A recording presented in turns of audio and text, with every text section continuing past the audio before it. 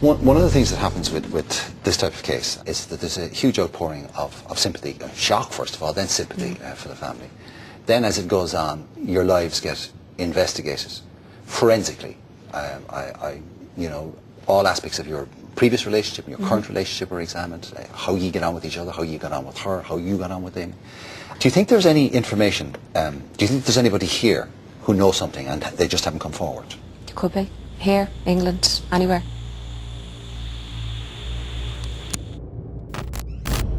You're watching Totally True Crime. Totally True Crime. Amy Fitzpatrick was born in Dublin on the 7th of February 1992. In 2004, Amy and her family moved to Spain, and if you've been to Spain before, then I'm sure you can see why.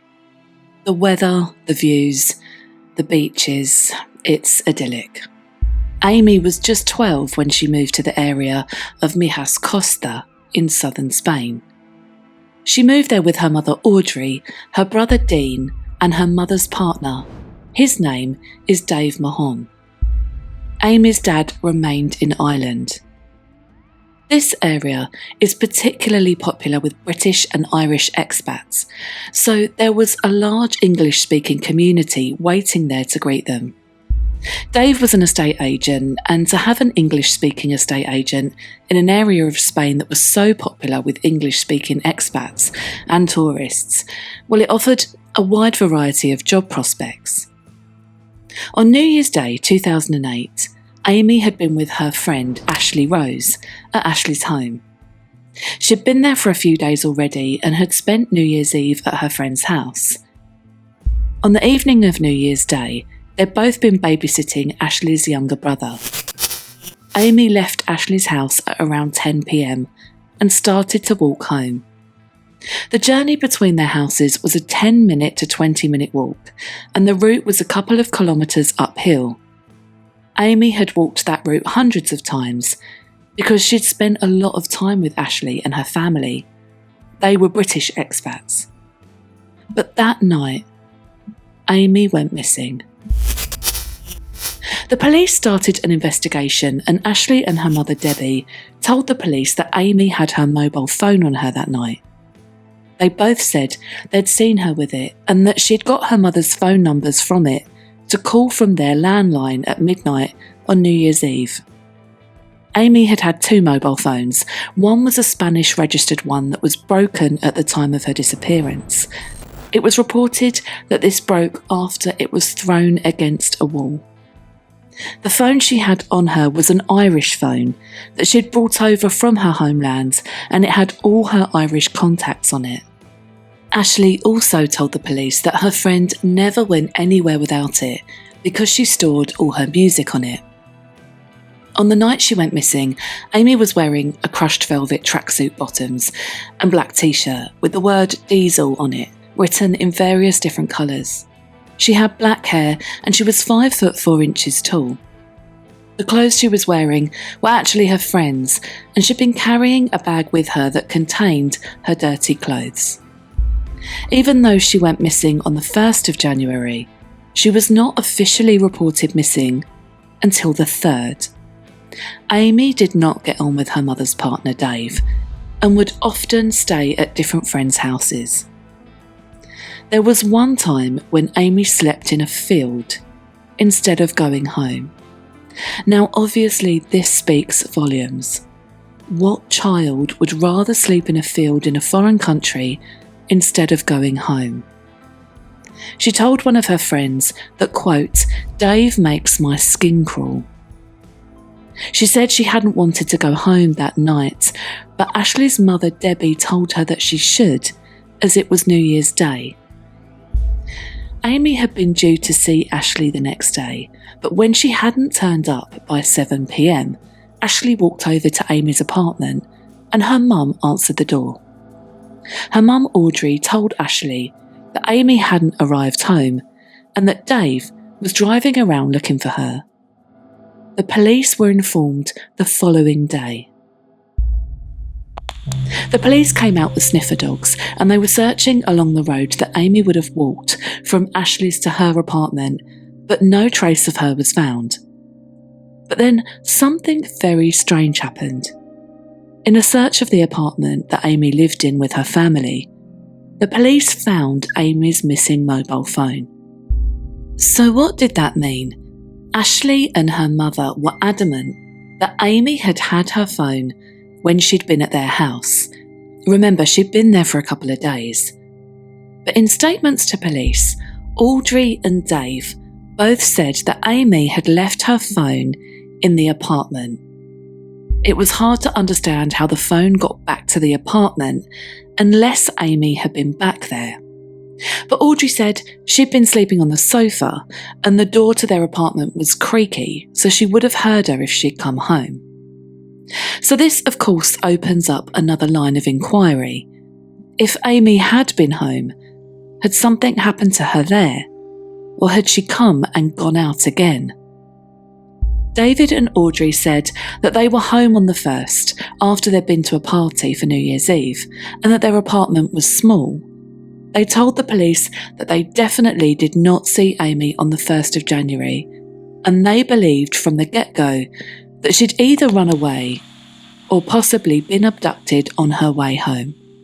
The Spanish authorities were not totally convinced that this was an abduction, but still search parties of hundreds of people, including the authorities, the expat community and Spanish locals, searched for Amy. But nothing turned up during those searches. Amy's mother Audrey and her partner Dave held a press conference with the local police. At a news conference yesterday, Amy's mother Audrey made a desperate plea for her daughter to return home. I just want to appeal to anyone who may be holding Amy against her will. Please, let my baby Bunton go.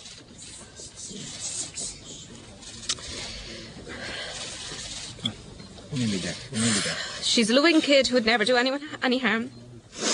She'll be frightened. Please don't hurt her. And Amy, if you're there and the time is going on and you're afraid to come home, please don't be afraid. There's nothing to be scared of. We just want you back with us where you belong. The days turned to weeks and there was no sign of missing teenager Amy. People who knew Amy thought that the Spanish police did not do as much as they could have done, and they thought that she was just being treated as another teenage runaway. But there was no evidence that she was that, because all her belongings were at home. She had no access to money, and her mobile phones were in the apartment. Amy's father, Christopher, who was back in Ireland, was desperate. And the family started working with private investigators who had also been involved in looking for Madeleine McCann. More information started to emerge surrounding Amy's life before she went missing, including the fact that Spanish social services had Amy on their radar, though for some unknown reason, they did not intervene. It was also discovered that Amy had been working in a bar and mixing with adults, even though she was still a child. She had dropped out of school, and when the police looked at entries made in her diary, they were concerning. Here is one of her diary entries. I smell of dog shit and I haven't had a shower in 2 years. I moved into my new house today and it's quite small and it's not been painted. I am hoping to paint my cardboard box soon. Well, I'm off now to do some more shopping in the bins. Now you never know, I might find some dog food or cat food that I can eat. The context of this entry is unclear because she had been showering. There were never any reports that she went for a long period of time without washing. But it could have been an insight into the way that Amy was feeling. Christopher, Amy's father, said that she had been due to fly back to Ireland in December with her brother Dean, but because Dean had gotten into some trouble, they'd had to miss the trip, and Amy was deeply upset when her mother had cancelled the flights. Amy's family also had a lawyer working for them. He was a Spanish national called Juan, and by August 2008, 7 months after Amy went missing, He had many confidential documents stored on his laptop that related to the case, including information from authorities and the private investigators that they had hired. He also had Amy's mobile phone in his possession. But in August, Juan's home was broken into by thieves who forced open a gate to enter his property. But they didn't steal any of his valuables, which included televisions and expensive music equipment. They just stole his laptop and Amy's phone.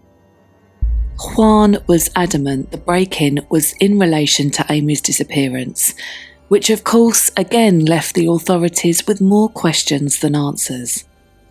These items have never been recovered, and nobody has ever been arrested or identified as the person that broke into the home. Whilst this was going on, Audrey and Dave did other television appeals. They flew back to Ireland to be interviewed on TV3, and in the interview, the hosts don't shy away from asking the couple if they had been investigated by the authorities. Here's what they said. One of the things that happens with this type of case, and it was mirrored in the McCann case, is that there's a huge outpouring of sympathy, shock first of all, then sympathy for the family. Then as it goes on, your lives get investigated forensically. All aspects of your previous relationship and your current relationship are examined, how you get on with each other, how you got on with her, how you got on with him. And in quite a lot of cases it's portrayed very unflatteringly. How accurate has the reporting been, and how hurt have you been by the inaccuracies, and what's the worst and the wildest thing that's been said about your relationship? Well, fortunately or unfortunately, we don't read the papers. We do the shows, we don't read the papers.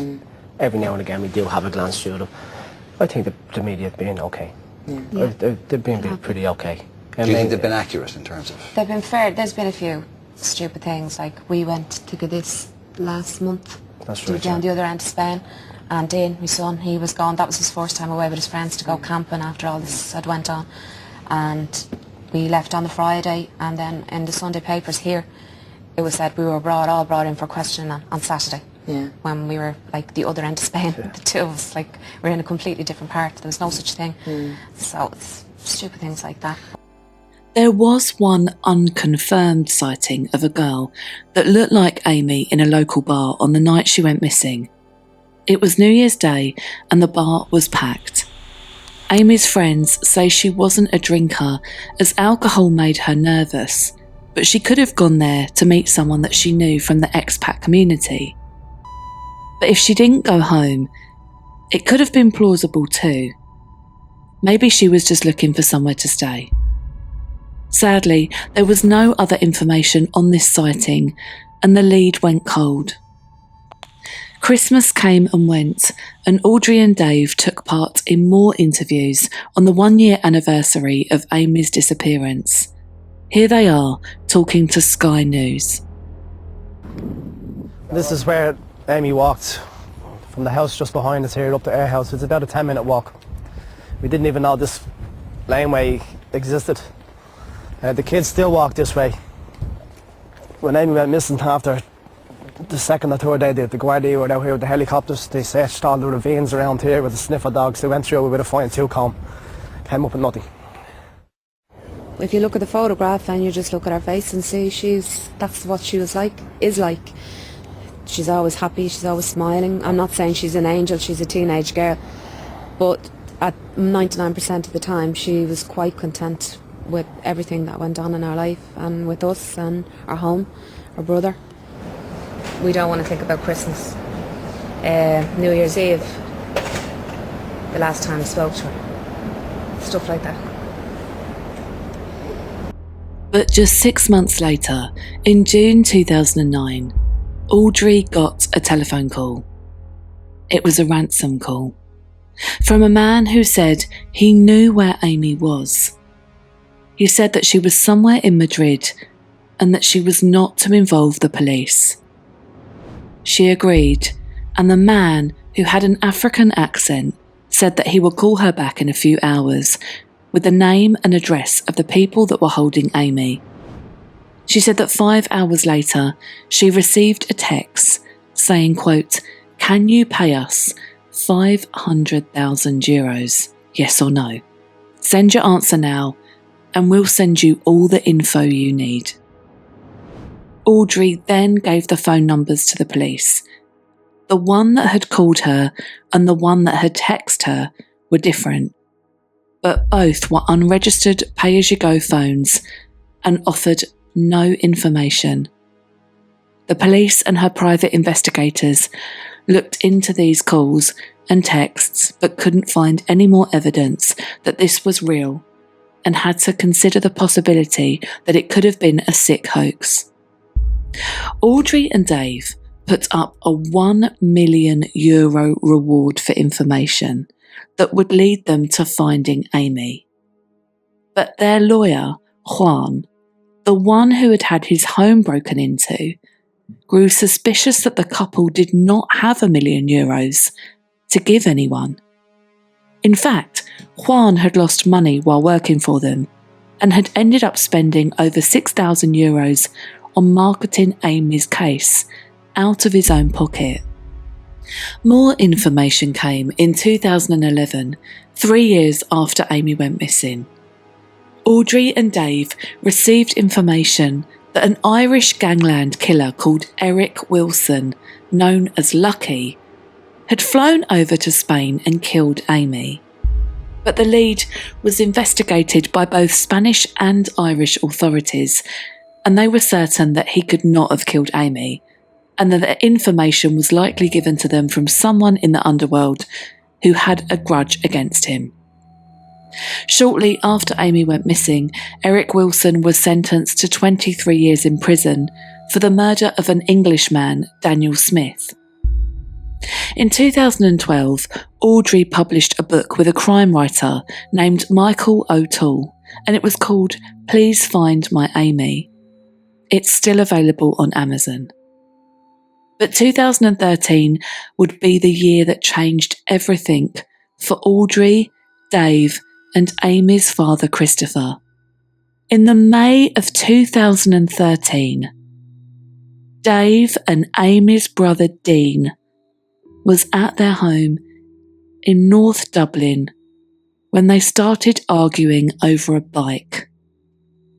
The argument turned physical, and then Dave stabbed Dean to death. Dave Mahon was arrested on suspicion of the murder of Dean, the only child Audrey had left after her daughter went missing. Dean also had a son called Leon, who had now been left without a father. Neither Dave or Audrey attended Dean's funeral. Dave, well, because he'd killed him, and Audrey, because she'd fallen ill after attending Mass the evening before. There was a dispute over the funeral arrangements between Audrey and Dean's father, Christopher. The High Court had to step in and eventually released his remains to Dean's partner.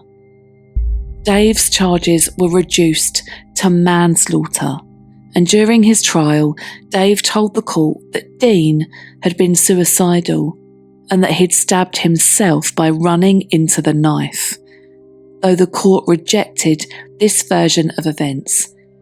They thought Dave was lying. But Dave was sentenced to just 7 years in prison. And whilst he was in custody, he was beaten up several times by inmates who hated him. In one attack, he was left with a fractured jaw. What was possibly even more shocking was that Audrey was sticking by Dave. So much so that Audrey took their relationship to the next level while Dave was awaiting trial for killing her son. They got married in a 15-minute ceremony in Dublin. Audrey wore a white dress and Dave wore a kilt. Audrey has spoken out about her son Dean and has said that he was on a downward spiral, that he'd been doing drugs and had previously pulled knives and guns out in a rage. She describes life with him as difficult and tries to offer that as an explanation for her choosing to stay with Dave. Christopher, Dean and Amy's father, told the Irish Mirror that Dean had been talking about Amy a lot around the time he was killed. It did beg the question, did Dean know something about Amy's disappearance, and was he getting ready to tell the authorities? It was understood that Dean had some new information about the case. Whilst Dave served his sentence in an Irish prison, there was no movement on Amy's case. Dave also battled cancer whilst he was serving his sentence. In 2022, two things happened. The first was that Audrey said that she had been given information that Amy had been involved in drug runs with two British men in Spain. She was allegedly given €100 to sit in a car whilst they ran drugs to make it look less suspicious. Almost like she was one of their daughters, as the men were in their 40s or 50s. And shortly afterwards, a friend of Amy's called Alan Queiroz said that he spoke to her on the popular chat room MSN after her cancelled trip back to Ireland in December. This was just a week before she went missing. He told the Irish Mirror that Amy had said, "I love you, Happy New Year, and don't worry about me. I have a scheme." He said he never found out what that scheme was, and nothing has since been reported on either of these two new pieces of information. It's worth saying that Amy did not have her passport with her when she went missing. In 2023, a couple more things of note happened. Christine Kenny, Amy's aunt and the sister of Amy's father, Christopher, had a phone call that said Amy was buried in a racetrack near to where she went missing. Here's Christine talking to the Irish Independent. Domain again. I got a phone call from this lady, and she said to me, Amy is where the fifth stable is, where the fifth water tank is. So to me, I thought it's to do, there is information and I have told it, but nothing ever has been done about it. Something else happened in May of 2023. A suitcase of bones and a skull were found in the hills close to where Amy went missing. A Latvian-born waitress called Agnes Klavina, who was 30 years old, also went missing from Marbella, which was around 25 minutes away, in 2014. Neither family could rule out that the bones might belong to either Amy or Agnes. Upon initial examination, it was thought that the bones were those of a woman between 25 to 30 years old, but medical examiners are still trying to determine who they belong to. Dave and Audrey are busy. They're busy promoting Dave's new book, his 656-page memoir called How Much Pain Can Our Hearts Endure?